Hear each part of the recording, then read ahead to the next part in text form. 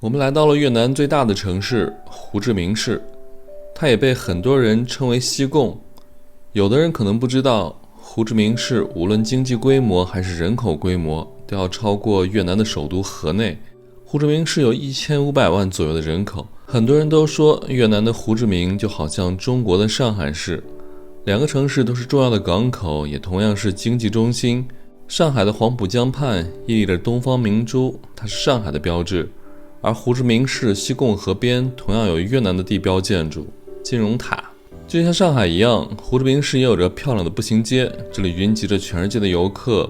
步行街上琳琅满目的国际一线奢侈品品牌，暗示着这里是一座财富之城。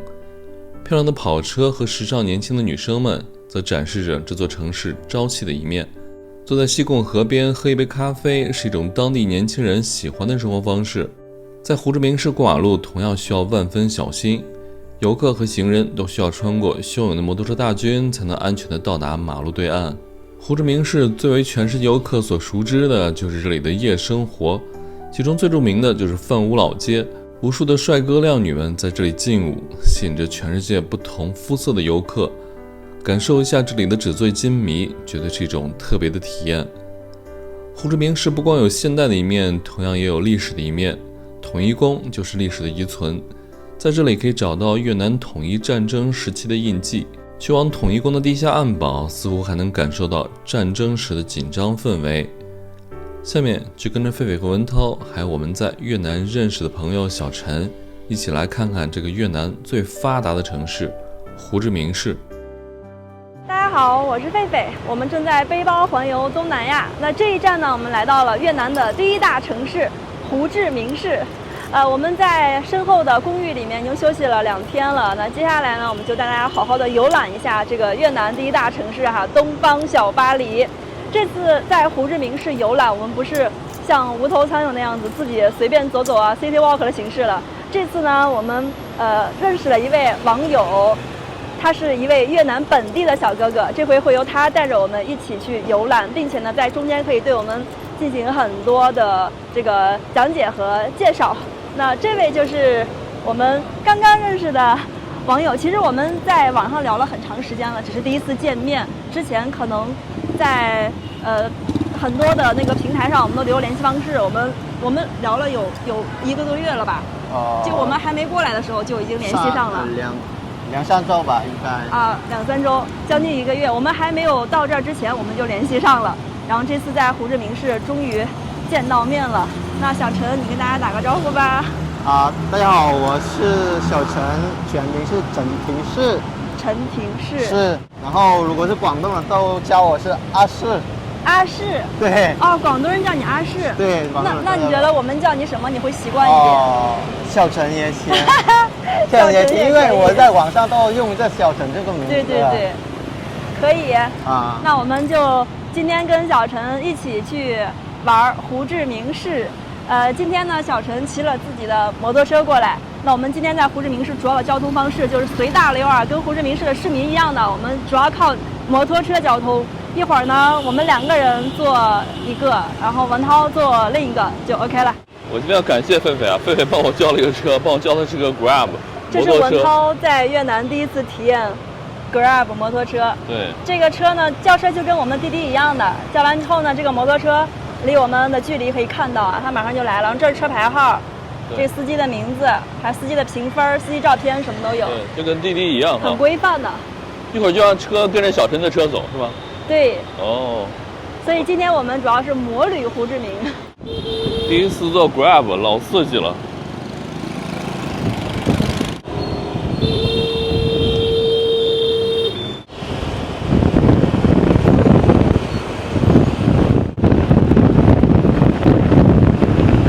我们现在已经坐摩托车到达了今天的要参观的第一个地方。小陈说这里是一个步行街，然后有一些他想给我们介绍的当地的本地好玩的东西。刚刚文涛经历了人生第一次在越南坐摩托车，什么感觉？刺激，挺爽。我觉得越南这边大家不需要，没有什么特定的交通规则，你只要好好的鸣笛，大家可以让开就可以走了。就是眼观六路，耳听八方。对。好吧。其实我在越南，在河内和大乐都分别坐过2次 Grab， 我觉得就越南这个天气而言的话，坐 Grab 好爽啊，那个风吹着特别爽。文涛是第一次，感觉文涛有点紧张，你都出汗了。越南的这是什么呀？宝马的电车 i7 吗？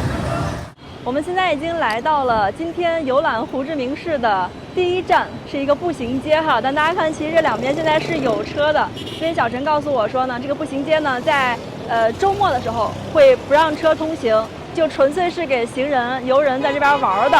那为什么我们第一站来到这里了呢？首先哈，这个位置我觉得，可以看到胡志明作为经济第一大市啊，越南第一大城市的这种摩天大楼这种感觉。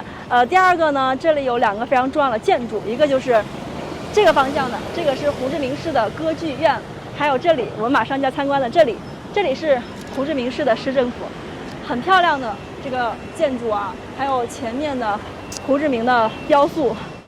这个市政府呢，它是法国建的哦，很早之前是法国官员在这里工作的地方，然后到了1954年就越南分开两边吧。对。这里是西贡首都，就以前是叫首都。对。工作的地方，然后现在就是胡志明的市政府。那我们现在已经来到了胡志明主席的雕塑的前面。那大家知道哈，其实胡志明市呢最早是叫做西贡的，在胡志明这里是有2条很重要的河流，一个就是湄公河，一个就是同奈河。对，胡志明市的旁边还有西贡河，就是西贡这2个字命名的一条河流。其实很早的时候，胡志明市这里只是一片渔村，它没有这么大型的城市。是。而且在历史上有很长一段时间呢，其实是高棉人在这里居住的，也是被柬埔寨王国统治过几个世纪。那大概在17世纪的时候呢，越南是统一了这个地方。但是我发现一个问题哈，就是说为什么在1975年的时候，南越北越统一之后呢，西贡市已经改名字叫胡志明市了。不过我发现现在越南人好像比较习惯的还是叫西贡，是因为它比较短吗？是，那肯定就比较短和它还是比较好听，比较方便一点。比较方便。对，对于我们游客来说哈，我们其实觉得，在中文里面我们叫胡志明市和叫西贡，好像长短确实也有差别，但不那么明显。但是在越南语中和英文中，他们叫胡志明市就是其实有5个发音的。5个发音，越南语是5个发音，就thành phố Hồ Chí Minh这5个发音。因为就是直接称胡志明是不礼貌、不尊重的，所以你要加个胡志明市。那英文就是 Ho Chi Minh City， 是也是比直接叫塞港是要难一点的。对。所以就是历史上大家叫的西贡时间长了，再加上它方便点。总之呢，现在在越南这边啊，叫西贡的人是比较多的。当然，在正式场合还是很多人在叫胡志明市，是这样的啊。其实还没有跟大家好好的介绍一下小陈啊，小陈是越南排名很靠前的前几位大学的一名大学生。你们的学校名字全名叫孙德胜大学。孙德胜大学，大家其实都可以搜到，这个学校很厉害的，在胡志明市应该跟国家大学都是差不多的，很好。国家大学是肯定是最好的，然后我们就上面了。肯定我们上面就不能跟国家大学比，但是也很好，也很好，排名真的很靠前。那你的专业就是中文吗？我专业不是中文，我 ID 是 ID， 就英文是 Computer Networking 网络工程，网络工程。那你中文为什么这么好？我中文啊，我就是疫情的时候，就口罩那时候，我看到了很多关于中国的视频在网上，有那些越南人去中国旅游的视频，然后对中国有感兴趣这个国家就很有意思，对越南人来说，很特别的一个国家，文化相同，对，人种也相同，还有风景也很美，历史很长。那你的中文是自学的吗？还是找的老师？一开始我是自学就2年时间。那你很厉害。其实涛哥这个基本上就是自学嘛。就自己学成，在网上学一学，没有就是专门报班老师教这样子。是，很厉害。没那么夸张。但是我就是听有一些越南的学生哈跟我也聊天，他们说越南人学中文好像相对容易一点，因为有一些发音有一些差不多的是吧？很多发音是差不多，因为在越南语里啊，有一部分汉越词啊，这个汉越词啊发音的很像中文。对，像中文普通话的发音。所以上次那个学生就跟我说嘛，他说，那个同学说他说中文是世界上公认比较难的语言哈，但是越南人学起来肯定比欧美要容易很多，比其他国家容易一些。本地人过马路害怕吗？不会害怕，他们自己转，我不管他们自己转。我昨天在一个路口等了3个红灯没有赶过。我们现在又要挑战过马路了。这个路口好像没有红绿灯啊。有个红绿灯啊，好像有的。没有活动的，好像没有活动的那个。涛哥，你后面的老外也不敢过，大家都在等。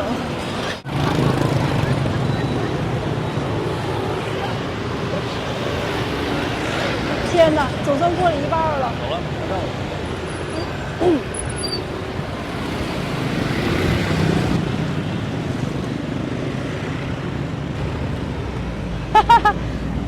不容易啊，终于过来了。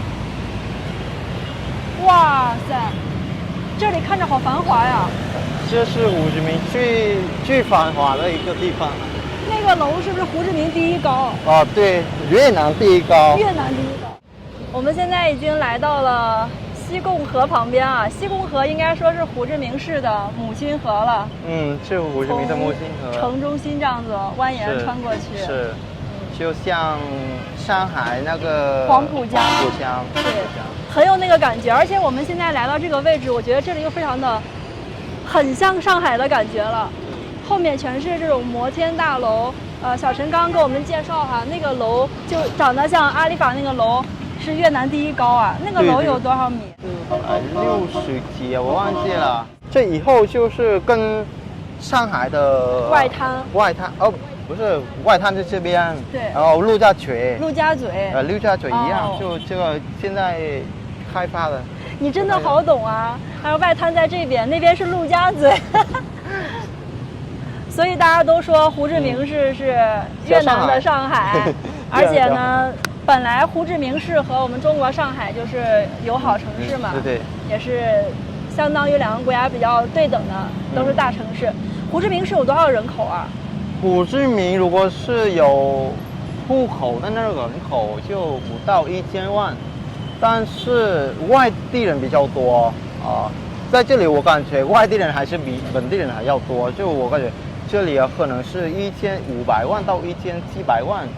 天哪，真的是超大城市啊！对，这个人口密度啊很密的。对，我来到这儿之后就感觉，虽然说呢河内也是越南的大城市，但是河内没有胡志明人和车这么多啊。是。对面这个建筑，那个粉红那个建筑就是嘉隆码头，是1911年胡志明从那里出国的。现在快到中午了，我跟狒狒和小陈在越南的陆家嘴这边喝个饮料。哇，这边真的是繁华呀！这么说繁华，越南这边很多的网红在这边拍照，一直不停的拍。我们在这儿已经见了7、8波网红了。还有这边的那个就是那个男生，这个男生就超网红，一直在这边拍照。文涛已经看上那个男生了，文涛你不用回去了。对，还有美女，你看狒狒后面的美女，哎呀，我以为你说你看美女，你看狒狒后面的美女。对，狒狒后面的美女，小陈后面的美女，你看，这个一看就是越南最繁华的地方，你咖啡厅，然后这种高楼大厦，旁边有这个河，哇，太美了。不过这个里面美女真的超多。在胡志明第一区最繁华的一片区域啊，有很多高楼大厦，这边还有一个邮轮码头，那边写的是快艇的终点，在这边应该是可以坐快艇游览我眼前这个西贡河的，有很多的人在这边应该是在等船，这就是个快艇的码头。应该终点也是起点，然后坐船呢在西贡河上游览整个胡志明的风光。我们就不做这个了，但大家来了可以考虑做一个。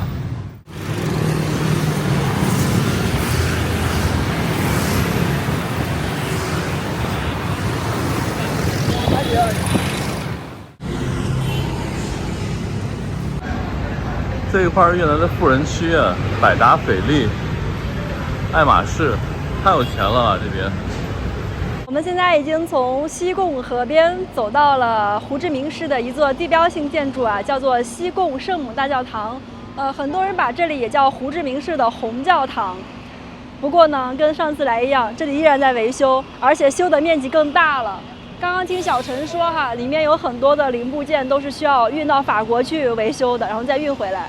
所以这个地方呢，听本地人说是经常在修的，常年在修。我们上次来的时候呢，它这个正面是敞开的，只有2侧在修，这次是整个在修。所以我们等一下呢，可以给大家放一下我们5年前来的时候的照片，大家可以看一下红教堂的全貌。我们从这儿过个马路就去我们下一站啊，这里是很老的一个邮局，是19世纪末修的，1886年到1891年。1886年开始修哈，1891年修好的。这个地方呢，说是个邮局，但其实它的造型更像车站一点。我们可以去里面看一下啊，100多年的老邮局。刚刚我们在邮局门口的地摊上想买一瓶水啊，但这个水好贵啊，刚刚问了一下是2万吨，6块钱，500毫升的小水。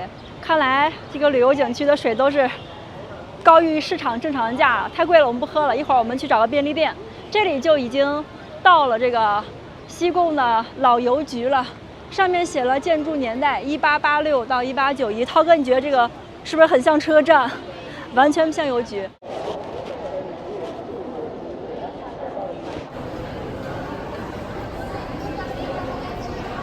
小陈说，这个地图就是以前胡志明市市区，可以看到呢，只有西贡河左边的这一块城区，现在已经扩建了很多倍了，城市面积在不断的扩大。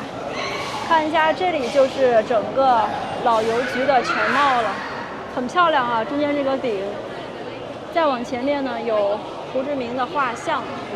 现在邮局虽然我们叫它老邮局，但它其实呢也是承担着邮递的业务的。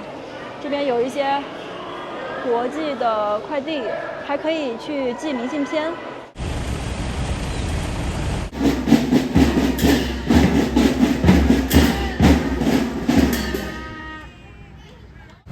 我们刚刚到统一宫那边的售票点，为买一个票，据说好像是3万还是4万来着，看一看多少钱吧。统一宫那边基本都是全世界的游客。我们现在已经来到了胡志明市的另一处地标性建筑统一宫的前面。虽然呢我们现在把它叫统一宫哈，但是在历史上呢，这里有很多不同的名字。最早呢是在1869年的时候，法国人修建了这座宫殿，为了加强对越南这里的统治。这个当时是法国在印支地区的总督府，算是权力中心吧。后来呢，到了1954年哈，法国人撤出之后呢，这个总督府呢就归当时的越南政府所有了。那当时呢，也是为了纪念越南摆脱了法国的殖民统治，获得了民族独立，就把它命名为独立宫。再后来呢，南越和北越统一之后啊，为了纪念国家统一，改成了现在的名字叫统一宫。所以这个地方呢，也是作为越南的民族独立和国家统一的一个象征，很多游客都会来这里打卡。刚才呢，我们已经买过了这里的门票啊，一个人是人民币12块钱，买了3张票。今天呢有小陈在，所以我们可以进去详细的了解一下统一宫了。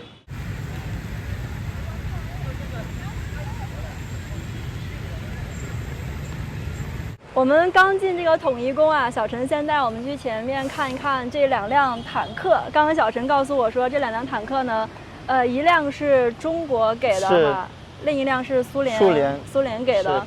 当时还有一个很有趣的事情，小陈说，这2辆坦克从这个门进来的时候，那个正门哈太小了，太窄了，坦克从那儿过的时候把门都给刮掉了。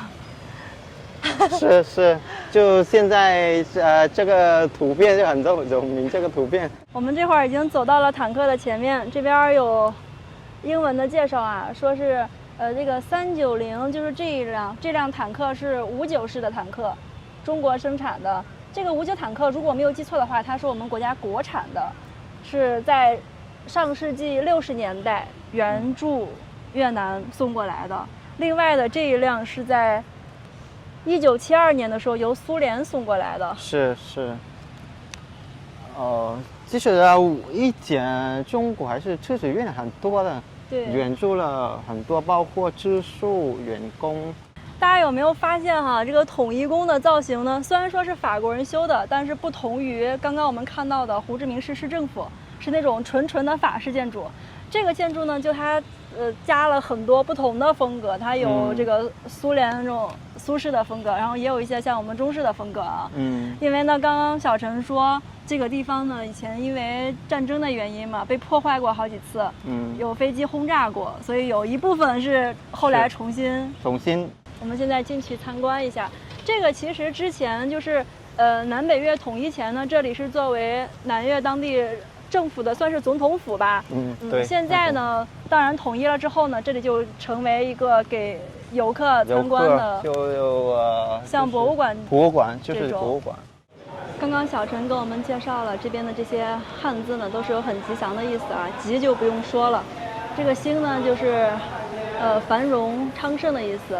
主呢指的是至高无上的权力，还有这个口啊，都是让人们去讲真话，就是言论自由的意思，都是很好的寓意。我们再来看一下这个厅呢，是当时的一个很大的会议室，也是总统举行晚宴的地方。旁边有介绍上说了，这个地方最后一次举行总统晚宴是在1975年的3月1号。这么多年已经不再用了，但是很豪华，主要的色调还是以金色为主。这里的图片上就有统一宫以前的造型，其实最早的时候是这个看上去就非常的法式，很法国，后来慢慢的变成了这个样子。其实主体的建筑是差不多的，但是它的一些细节，像房顶，还有这些窗户造型都不一样了。这里就是统一宫的内阁会议室了，是总统先生和他的下属在这里开会的地方，跟刚刚那个有点像。这座统一宫的地下还有地道，现在小陈带我们去看看。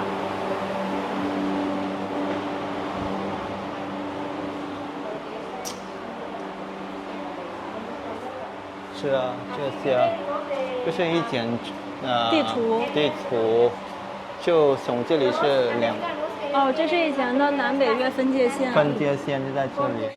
我们从那边下来之后呢，这边有好多的地堡，发电报的。对，这边地堡里面都是各种各样的设备都有，像这个就是一个发电报的机器。这边哇，好多的电报机。刚才里面还有几个办公室，这都是打字的。因为当时都是战争时期嘛，所以这应该还是有一些防御措施，好多的办公措施都在地下。好多保险柜呀。对，都是办公室。这就是我说那个地道，不让进去了。这等于就是负2层了哈，我们这是负1层，地下2层还可以去。小陈说这个地道据说能通很远呢。这个呢，能看到这写的是总统的卧室，就是这个这么小，但这作为临时用的应该还行，挺安全的。所以这个2楼啊，独立宫的2楼真的是麻雀虽小五脏俱全，这就是一个总统的一个办公室吧？真的是总统的战时办公室 ，President's War Room， 总统的战时办公室，有打电话，还有一些战略地图可以看。哇，这还可以下，别有洞天呀！这里边好大呀 ！Security， 这是安保室。安保室应该放一些对当时的一些保安的措施吧，枪械什么的。安保室。从这儿说。对，这就是整个独立宫地下1层、2层的全貌了。我们现在从这边上去。这边还有个让游客写感言的飞飞打单，用汉语写一点感言，在独立宫地堡的2层写自己的参观感言。感觉很安全是吧？我在这儿也写下了8个字：珍惜和平，共筑美好。然后这里是我们3个人的签名，留在这里。如果我们下次有机会再来胡志明市的话，可以过来找找还在不在。梅赛德斯，这辆车就是以前总统的座驾，梅赛德斯奔驰。这个是上世纪60年代西德送过来的。我觉得这个位置特别好，拍下面这个喷泉，还有整个统一宫的草坪。刚刚小陈给我讲了很有意思的事情，他说越南也很在乎这个风水啊。一般来说呢，像我们中国人修房子的话，大门一般不会对着一条主要的干道，这样家里就没有什么隐私可言。然后这个统一宫呢，当时就是它的面前正好有一条双向6车道的大马路，所以呢就修了一个这样的圆形的花坛，以及中央呢会放一个喷泉，就是以这个风水学上来讲，能稍微挡一挡这个直面马路的这种。在独立宫的楼顶有一个飞机直升机，我刚看简介说这直升机啊，就是一直是在这边待命的，为了让总统和副总统随时使用的。然后在旁边呢还有2个炸点，小陈给我们讲说是当时打仗时候炸的哈。是，就是那个飞机我们下面。对对对，我们下面看那个哈，轰炸机炸的2个炸点也在这边。我们从这个总统府这个4楼走呢，走过这平台又到了一个通道，这通道还可以通往地堡。哇，就说明整个它这个独立宫总统府是连通的，太牛了。看从这儿往下到 bunker， 在第1区游览一早上啊，我们现在呢来到了胡志明第1区很有名的市场，叫做滨城市场。滨城市场呢是一个卖小吃，还有卖杂货、卖衣服，很多东西都可以买到的地方。然后全世界的游客都在这边转。刚进市场啊，就好多的卖手表啊，还有卖眼镜的，然后进来点的就全是卖衣服的了。感觉有点像河内的同春市场。对，我觉得越南这边每个城市最大市场都一样哈。这主要是旅游客来的。哦，是游客来的。本地人。本地人来。对。这个本地人不来。我们去的别的市场感觉都是游客在去。但是那个河内的同春还是本地人多一些。对，批发市场。对对。这个地方明显感觉全是外地游客。刚小陈说这边老板每个人都会好多种语言。你好，买了吗？他说什么？买了吗？ Hello， 你好，买了吗？买了吗？买它。想你买点儿。哇，终于看到吃饭的区域了。终于来到了美食区。哇，这边的都有中文啊，上面。哦。牛生肉丸粉。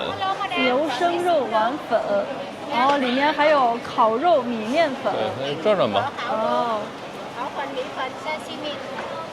他会好多语言啊。那小陈推荐一个吧，主要是粉多啊。这边可能是汇聚了南越北越的各种各样的美食。我们看到有粉啊，炒方便面。哇，这是炒米饭，好热闹啊！好多的游客在这边。然后小陈点了一个什么东西，我还不知道。红粉。红粉哈。这个就有一点点像我们广东的肠粉。肠粉就是肠粉。哦。然后里面会，它这个里面是有很多的菌菇类的，对，和那个米浆裹在一起做熟，然后上面会放一些香菜、黄瓜、生菜，然后蘸着这个越南的鱼露吃。对，我狒狒看了看别的吃的都吃过了，所以今天要的就是基础点的，要2个炒面。炒面，对。一个肉炒，一个蛋炒，就吃点炒面吧。这边调料还挺多的。广东肠粉是这样是吧？对，广东肠粉是这样子，跟这个很像。对。只是呢，你们蘸的是鱼露，广东肠粉是那种酱油。酱油。这里面有很多辣椒酱。对，这边调料好多呀，有这个辣椒、干辣椒、柠檬。这个是鱼露。酱油。啊，辣酱、番茄酱、酱油。狒狒的饭上来了，这个蛋是酱油蛋，酱油炒蛋，加炒面。还是个溏心蛋，狒狒的最爱呀。我这个饭很清淡。我的面还没上来，我是第2个点的，最后一个上。老板是不让我吃啊。你看，小陈吃的还没有我多。对，越南男生的饭量感觉都挺小的。小陈说他吃这些就够了，我的天哪，我得吃这么3份儿。对的。那老板这儿吃的好多呀，还有法棍，这是粉丝，哎，这是米粉儿，还有粽子，还有肉串儿、春卷儿，还有大龙虾，哇，厉害了！炸春卷儿，这个越南基本上虾越便宜，很便宜。这南方便宜。我的这面也好了，是个牛肉炒面，虽然比较贵吧，18块钱，但肉挺多呀。看着不多吧，因为我还分了狒狒一些。这个肉真不错。越南的饭你看着18块钱不便宜啊，但越南的牛肉很好吃，对，很香，完全没有那种膻膻的味道，对，很香。狒狒都爱吃牛肉了。好了，我们中午的简单午饭。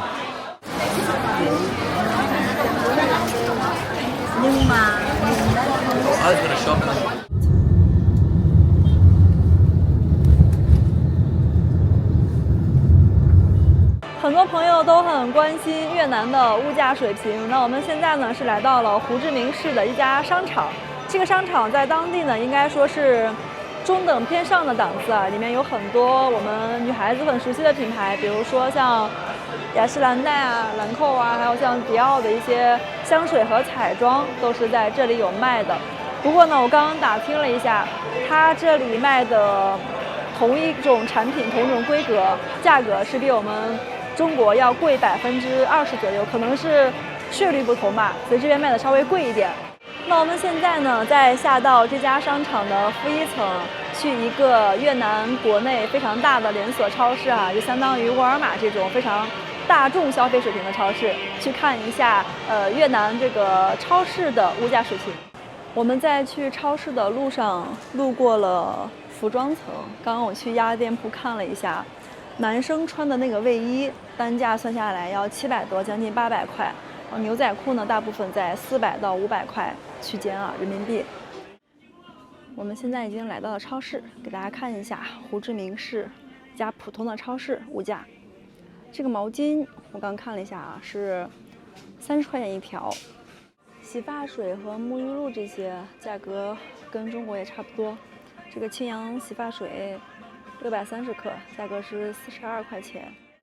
再来看一下洗衣液，这个是3.8公斤的洗衣液，价格是12万4，大概是37块多。这里是食用油，我们看一个葵花籽油吧。这个1升的价格是63900，64000吨，64000吨大概是人民币5到20，将近20块钱啊1升。再看一个大桶，下面有这种大桶，也是葵花籽油，这个5升算下来大概是75块钱，好像和国内也差不多。这里是酸奶区，这个酸奶很好喝，我们这2天一直在喝这个芦荟的。他们是虽然是4板放在一起啊，但是呢是按单盒卖的，你可以自己去拆开。它这一盒卖7700，大概是2.2块人民币，所以这样一板就8块8。这一片就是超市的蔬菜水果区，我就看它这个白菜挺贵的，大白菜，看一下价格，我觉得非常贵。1公斤是个24900，2万5，也就是7块5，1公斤7块5，那1斤将近4块钱了，好贵啊！又发现了一个让我吃惊的价格哈，土豆，刚刚白菜1斤已经将近4块了，我觉得很贵，这个土豆更贵，土豆也没有说是很精品，就普通的土豆，1斤的价格人民币6元，好夸张啊，有点贵啊。我们现在来到蔬菜水果专区，哇，这边的苹果价格挺贵啊，是吧，菲菲？很贵，这个苹果啊，我刚看了，1公斤要人民币大概33，1斤就是16块左右，1斤很贵。然后这个就更贵了，这个好像是从新西兰进口的苹果，这个苹果1斤要30多少？39，然后换1公斤39，对，那1斤将近20了。对，哇，这个猕猴桃更贵啊！对，这个猕猴桃是，天哪，我都不敢算，这个1公斤将近30万，30万是90块啊，那1斤就40多块钱。对，猕猴桃，哇，我们刚刚在超市转的时候，我觉得别的价格尚可接受，但是这个土豆、白菜已经很贵了，这边水果更是天价了，我吃不起，我在这儿。感觉这边肉和蛋跟咱们这儿差不多哈。对。油和米也差不多，就这个蔬菜跟水果就极贵。这个葡萄也好贵啊，这葡萄1公斤要87，1斤40多。这个葡萄稍微便宜一点，这个葡萄是1公斤，脑子算不过来了，1公斤66。对，一斤也得1斤33多。但是它并没有很好啊，你看，已经有点干了。对，很小。这葡萄1斤40多。啊，越南这真的有点贵，有的水果还挺贵的哈，也就是芒果、对，菠萝蜜也便宜。这个逛超市呢，我们大概逛了10分钟左右，给大家总结一下哈。越南这个超市呢，它的日用品，还有像大米啊、油啊、酸奶啊、肉蛋奶啊，这些跟中国价格是差不多的，就跟中国的，我就举个西安吧，这种2线城市啊，或者是叫新1线城差不多。但是呢，蔬菜跟水果超贵，尤其是水果。这个草莓的价格更是贵出天际，这么一小盒啊是250克，就半斤，半斤是需要换算下来50块7，将近51，那1斤就要100块钱了，1公斤200草莓。越南的水果也有相对便宜的，就这些热带水果，比如香蕉，香蕉1公斤是4块8人民币，1斤2块4，挺便宜的。还有火龙果，越南的火龙果产量也挺高的。最便宜应该是最小的这种规格的火龙果，差不多要5块多一点，1斤5块多一点。